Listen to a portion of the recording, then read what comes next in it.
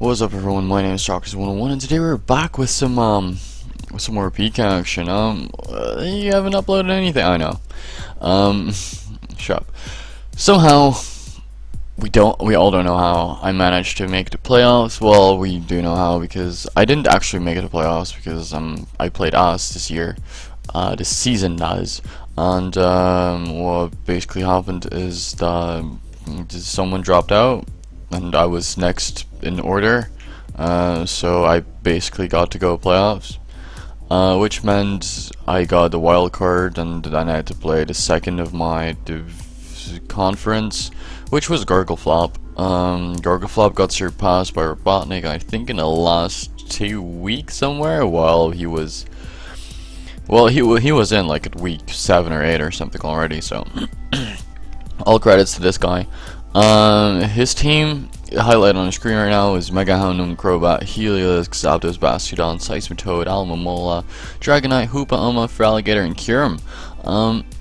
He made a lot of changes. He got a Kyurem, he got rid of Mega Gallade, and he answered Mega Houndoom, because he felt like he literally needed more firepower.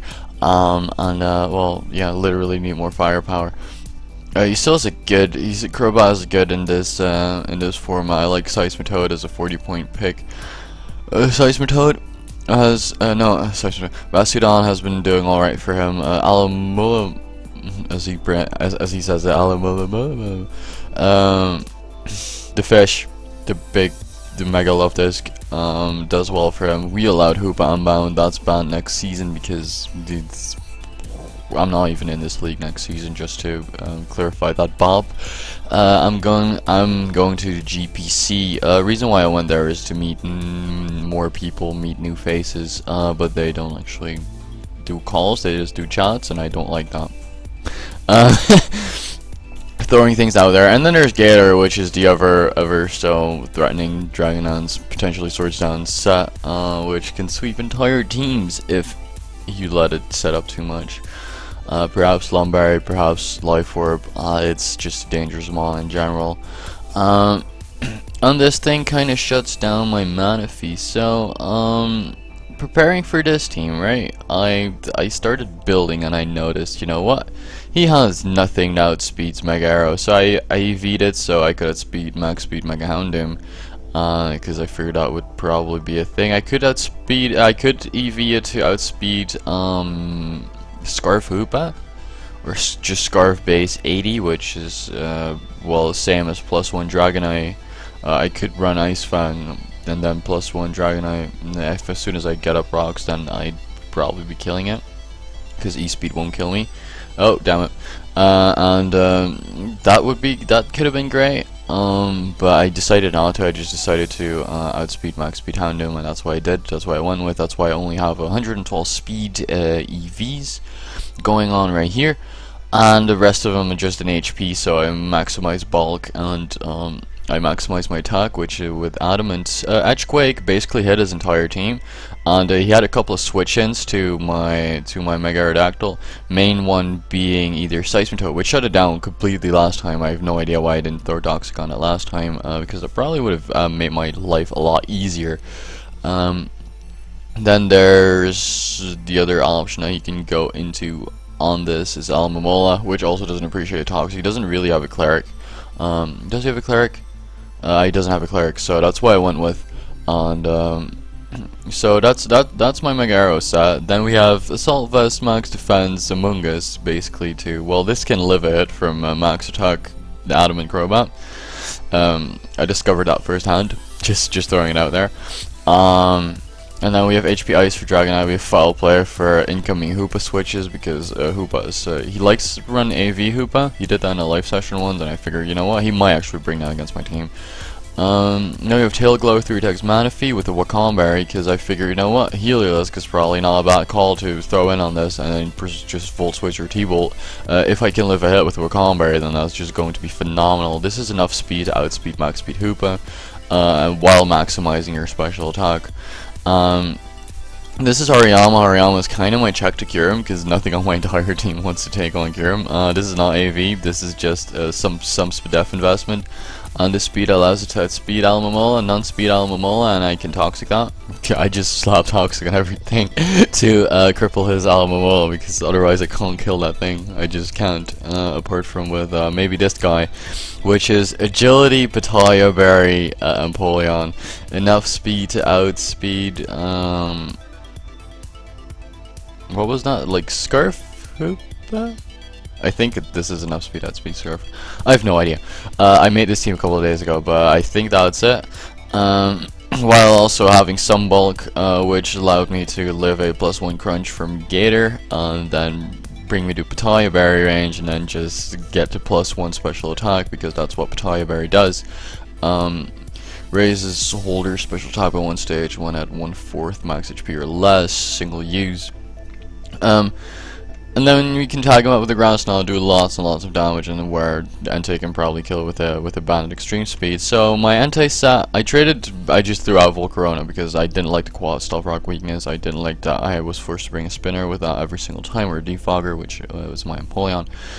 Well, once again, this is the DMT Entei, DM Tente, and Sacred Fire, Extreme Speed, Stone Edge, and then there's Toxic, because freaking Alamomola makes a lot of sense to switch in. So that's why I went with for his team. That's a brief team preview. Usually I do these a tiny bit longer, but I put AV on this thing just basically to shut down Heliolisk, and I don't want this thing to die because then I probably lose.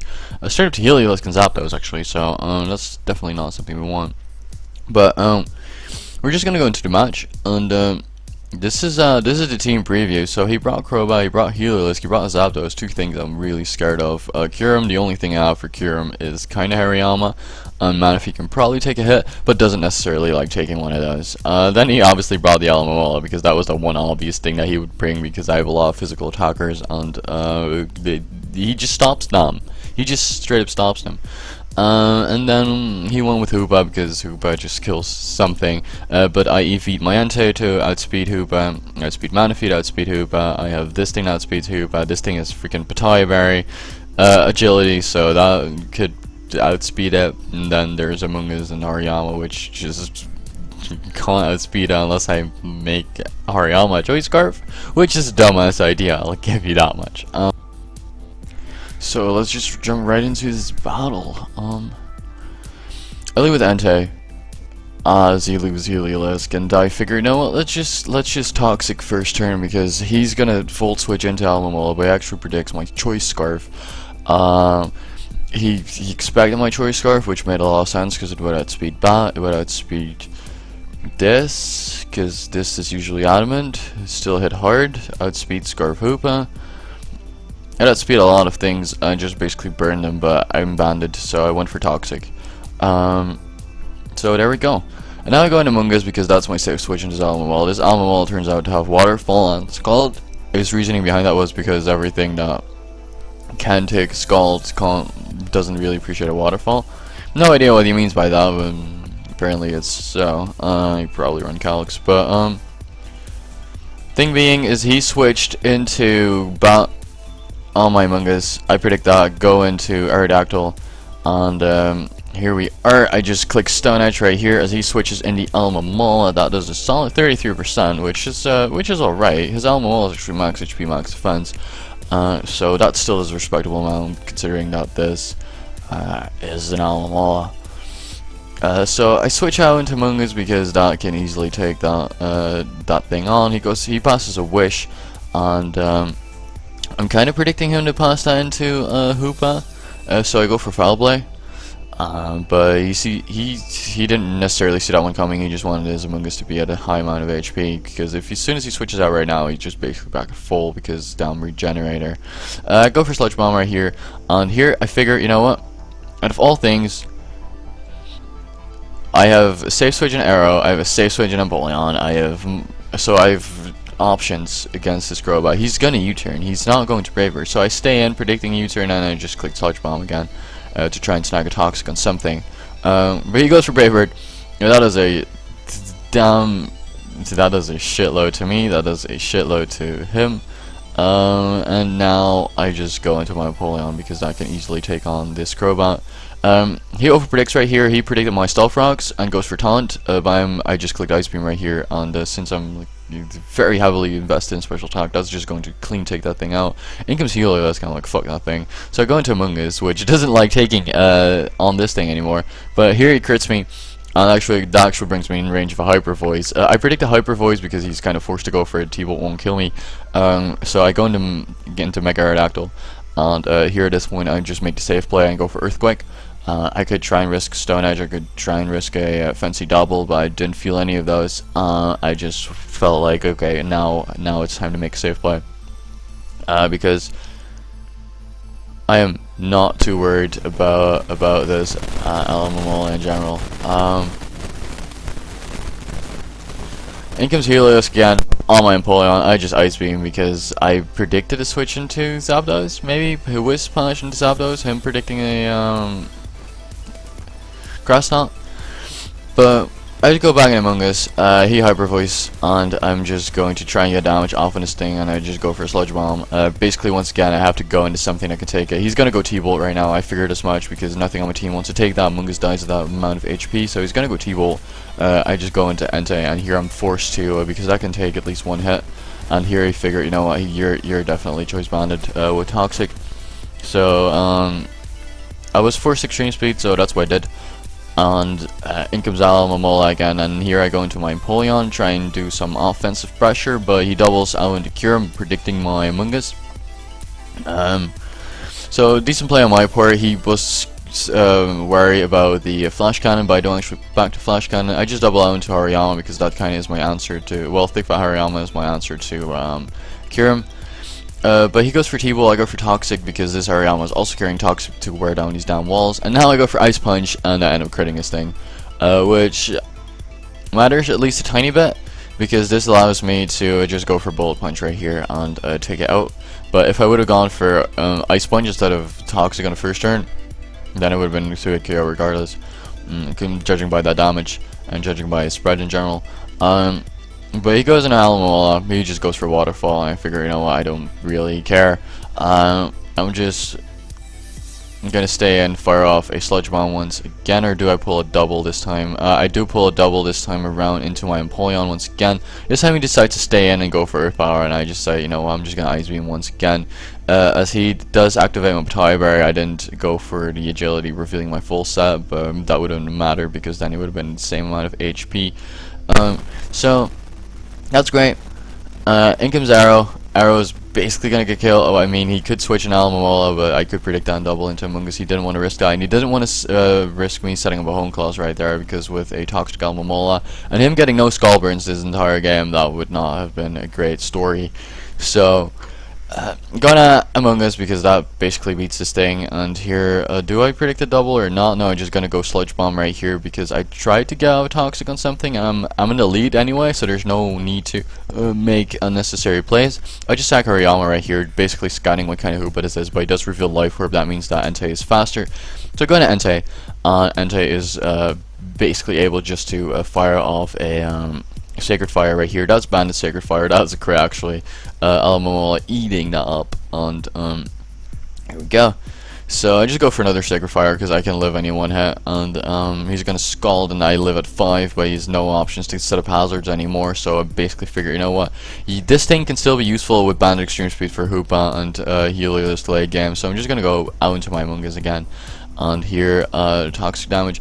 I figure, you know what, he's gonna switch into Hoopa right here, and I just want to bring my Entei in on that and just go for another Sacred Fire, but he actually ends up protecting. But now at this point, Toxic damage is racking up. But here I just go into Among Us again because there's no need to just let Entei die to a Scald or a Waterfall. And here I figure, you know what, now he's forced to switch because Toxic damage is racking up that much. So I pull the second double into my Entei to apply pressure. Now I'm just gonna click Sacred Fire. Yeah, again, his Alomomola is 71%. No idea how that happened, but I get another crit, which it doesn't really matter because he can just switch. Well, he can't switch anymore because that Sacred Fire would definitely kill. But he's forced to Wish right here. I just go into my Manaphy, and had I had Signal Beam, this would have been game right here. Unfortunately, I don't. I do set up a Tail Glow though, because this Manaphy is at EV to outspeed Hoopa and Bam by 1 point, but Skull unfortunately is not enough to take it out. Would he have switched into Helios, then he would have healed up a tiny bit, but I still have the Wakanda Berry, so I would have lived every one hit.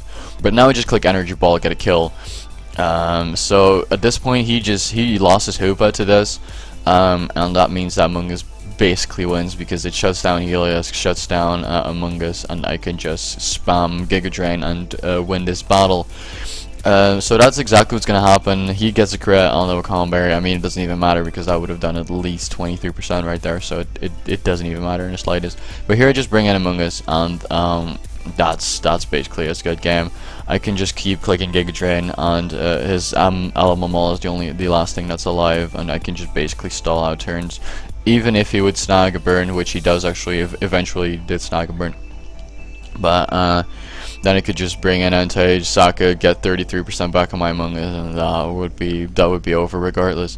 So that's gonna be the game. Hope you guys enjoyed. I'm in the semi-finals facing Robotnik somewhere this week. So hope you guys enjoyed, and I will see you guys in the next one. Bye.